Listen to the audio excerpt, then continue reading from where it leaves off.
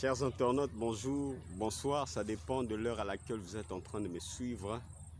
Je suis Francis Chimanga, prédicateur de la parole de Dieu. Et avant toute chose, si vous êtes nouveau dans ma chaîne YouTube SDTV, qui veut dire Sainte Doctrine Télévision, je vous prie de vous abonner si ça ne vous dérange pas pour continuer à nous suivre. Et si vous êtes nouveau en train de me suivre dans mon blog personnel Facebook Francis Chimanga officiel, si ça ne vous dérange pas aussi, abonnez-vous pour continuer à suivre mes vidéos.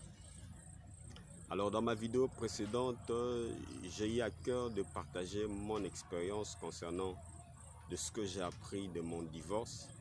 Alors certainement il y a des gens qui sont un peu surpris, qui disent que tu es un serviteur de Dieu, un prédicateur de la parole. Comment ça, tu divorces? Alors, ça peut arriver. C'est vrai que je n'ai jamais souhaité, je n'ai jamais été pour le divorce. Je n'ai jamais été pour le remariage. Mais écoute, dans la vie, parfois, il y a certaines choses qui peuvent nous arriver qu'on n'a jamais prévues, qu'on ne s'est jamais entendu que ça va arriver un jour. Moi, personnellement, j'ai passé presque ma vie à l'église et là, je priais, je disais à Dieu, Seigneur, épargne-moi de ces fléaux, épargne-moi que ça ne puisse pas arriver. Mais bon, c'est arrivé, hein. Qu'est-ce qu'on peut faire? Vous vous réveillez un matin, votre conjointe ou votre conjoint décide de ne plus continuer la relation. Mais bon, on est libre. Je suis de ceux-là qui prêchent la liberté. Donc chacun est libre d'assumer ses actes. On est libre. On est libre, on ne peut pas forcer quelqu'un de rester avec vous.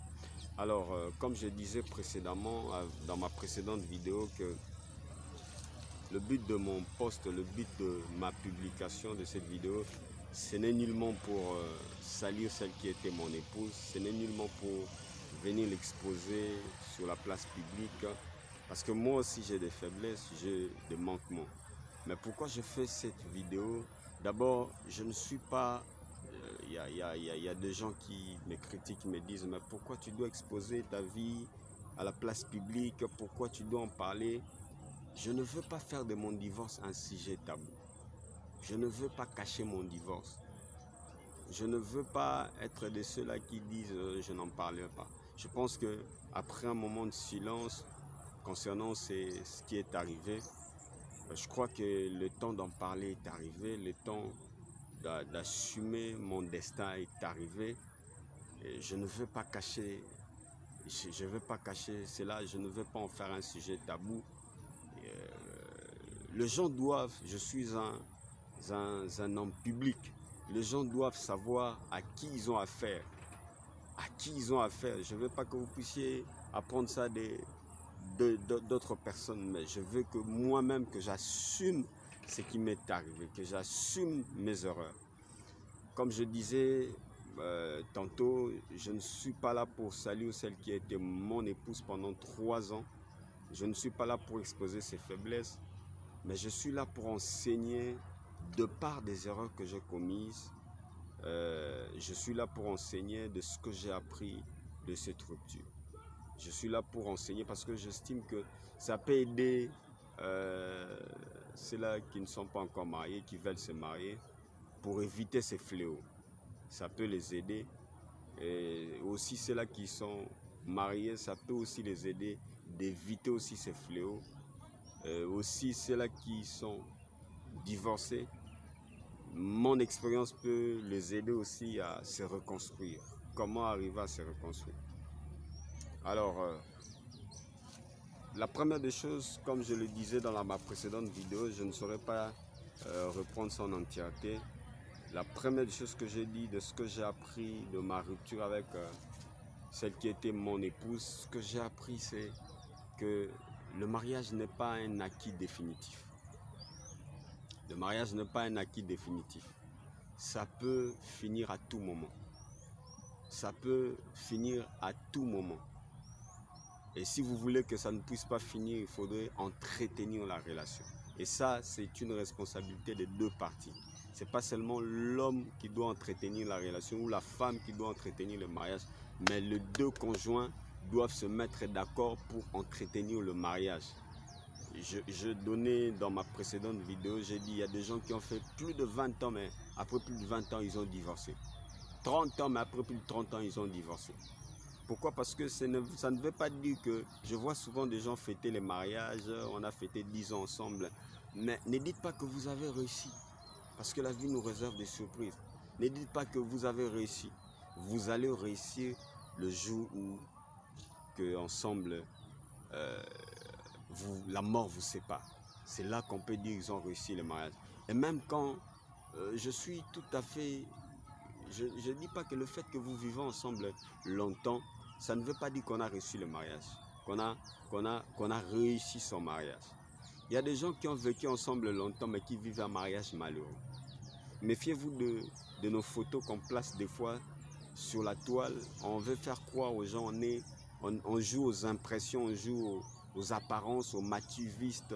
On veut faire croire aux gens que ça marche pour moi, j'ai un bon mari, j'ai une bonne épouse, tout marche pour moi comme sur le roulette.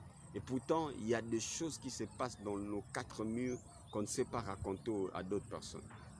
Donc, le mariage doit s'entretenir tout le jour. Tout le jour, on doit entretenir son mariage. Alors, ça, c'était ce qu'on a appris dans ma vidéo précédente. Si vous voulez aller sur...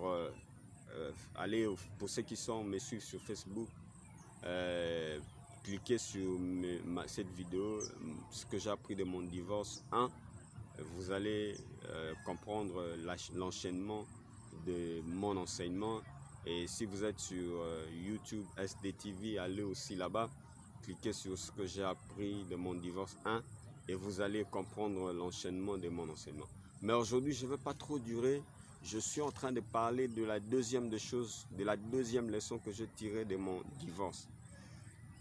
Une précision, je ne viens pas ici pour salir celle qui a été mon épouse pendant plusieurs années, pendant 3 ans je voulais dire, pas plusieurs années, on n'a pas fait beaucoup de temps ensemble.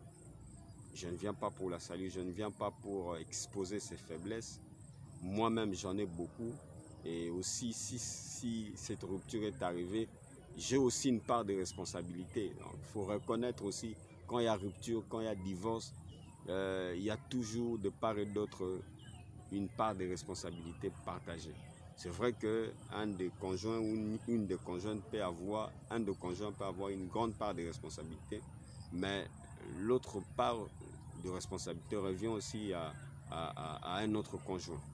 Moi, personnellement, je reconnais aussi les erreurs que j'ai eu à commettre et je veux aussi enseigner aussi pour que les gens fassent attention afin qu'ils ne tombent pas dans ce que moi je suis tombé. La Bible dit, quand vous lisez dans 1 Corinthiens chapitre 10, à partir de verset 11, la Bible dit, verset 12 plutôt, ces choses-là sont arrivées pour nous servir d'exemple. Mon divorce peut servir d'exemple à vous qui voulez vous marier. Mon divorce peut servir d'exemple à vous qui êtes mariés. Mon divorce peut servir d'exemple à vous qui êtes déjà dans les divorces et ça peut vous servir d'exemple. Et voilà, je ne veux pas en faire un sujet tabou, je ne veux pas cacher cela, je ne veux pas avoir honte de ce qui est arrivé. J'assume mon destin, j'assume, et c'est ça un homme courageux, c'est ça être un leader, je m'assume pleinement et je n'ai pas besoin d'avoir honte de ne pas en parler sur la toile. J'en parle sans plutôt salir qui que ce soit, sans plutôt m'attaquer à qui que ce soit, parce que moi-même je ne suis pas parfait.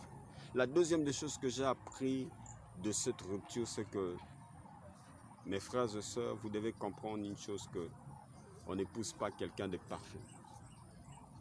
On ne se marie jamais avec une personne parfaite, c'est ce que je voulais dire.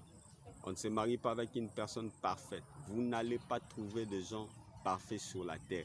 Ça n'existe pas, frères et sœurs. Mutu ya parfait na mukili azalaka te. Tiango na mutu na yo. Yo nyobala yebango na mutu na yo ke mutu ya parfait azalaka te. On a tous des imperfections. On a tous des manquements. méfiez-vous des donneurs de leçons qui vous disent il faut faire ça, il faut faire ça, il faut faire ça. Il ne faut pas mettre des gens sous le joug de la loi. Il ne faut pas mettre les gens dans une boîte pour les dire pour les dicter tout ce qu'ils doivent faire. Il y a certains qui se disent conseillers conjugaux. Moi, parfois, certains conseillers conjugaux, la plupart d'entre eux, pour la plupart, je leur considère comme étant des donneurs de leçons. Frères, sœurs, expérience où yon nan kuta na ngote kozala te donneur de leçons. Ne sois pas un donneur de leçons ne donne pas de leçons dans une expérience que toi tu n'as pas encore connue. Abstiens-toi, ça dépasse mes compétences. Je ne sais pas vous donner des conseils. Le Saint-Esprit peut vous enseigner parce que c'est lui le meilleur enseignant. Comprenez mes frères ce que je voulais dire, mes soeurs ce que je voulais dire. On n'épouse pas quelqu'un de parfait. Il ne faut pas se battre pour changer les gens dans la vie. Moi, avec celle qui était mon épouse, on s'est fait beaucoup trop de mal parce que moi, je voulais la changer et elle voulait me changer. Voilà. Et cela s'est soldé en échec. On s'est battu, il y a l'ingako changer, il y a l'ingako changer. Voilà, place de commun. Et ce que nous avons mutu, pose-toi des questions. Est-ce que nous avons une faiblesse? Parce que nous avons une faiblesse. Prends courage sur une faiblesse naïe, bo kabwana pour éviter le divorce. Si vous avez libala, vous changer conjoint na yo, vous changer conjoint na yo. Je me bats souvent avec celle qui est ma soeur. Je la dis souvent, ne cherche pas à changer ton mari parce qu'il ne changera pas. S'il change, c'est un miracle. Je me bats aussi avec son mari, je lui dis, ne cherche pas à changer ta femme. Parce que si elle change, c'est un miracle. Accepte-la, accepte-lui comme il est, acceptez-vous comme vous êtes. Voilà. Mais ça doit se faire avant de se marier. Ça ne doit pas se faire quand on est marié pour éviter les divorces. Erreur tout ça là, au moni, ba faiblesse à mouto, comme on négligent, on bien changer. Comme si tu as un bâton magique pour te changer. On ne change pas les gens. Ba changera ba tout est. Comprenez ce que je voulais dire. Moi, je me battais pour changer celle qui était mon épouse. C'est ça mon erreur. Et elle se battait pour me changer. On s'est fait beaucoup de mal. Tomi Salima belé. Et même si on a la violence, on a la fingana, et même si on a un spectacle désolant, et le mariage était pratiquement difficile à vivre. Pourquoi? Parce que moi, je voulais la changer. Je voulais la calquer à mon image. Et elle voulait me changer. Elle voulait que nazala o mobile o ya reva na mutu na ye. Alors, cela pouvait se faire dans le fiançailles. On pouvait se dire, maman, en tout cas, et simbate tokabwan. Yé pas quoi sanga papa et simbate tokabwan. Et nga ça la passe makasi. Mais au moins on allait éviter les divorces. Parce que je vais vous dire que les divorces ont des conséquences très néfastes. Très très néfastes. Et moi je subis les conséquences. Et elle évidemment, je ne pense pas que telle qu'elle est là, elle ne subit pas les conséquences. Peut-être on peut faire semblant, mais elle subit des conséquences. On vit les conséquences des divorces. Hein. Pour éviter ça, on ne change pas les gens. Ce que moni mutu aza ko manifester ba comportement o yo ko kokate bo kabwana na fiançailles. Alors, pour éviter bo éviter bozala libre ya ko kabwana à tout moment.